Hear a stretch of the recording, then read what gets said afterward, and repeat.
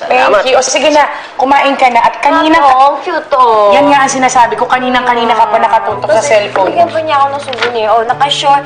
Naka-hat pa na red, oh. Diyos ko. Pulang-pula pang hat, oh. Cute. Hindi naman nagbago yung itsura niya ni. Kaninang-kanina pa yan, paulit-ulit lang, happy. Kasi, alam mo kasi, magaan yung loob ko sa bata. Cute talaga siya.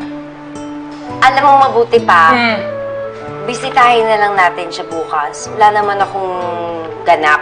Oh, wala kang ganap. O di yung paggawa ng baby yung atupagin niyo para may pagkaabalhan kayo ni Juan.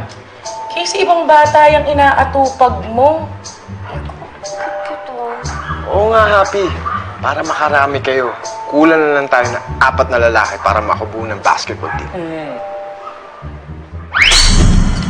Babe! Ready na ang gatas! Timon, liga na kayo!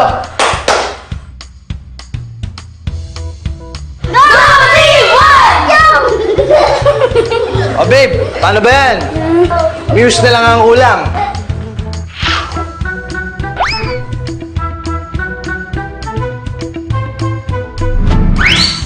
Basketball team talaga?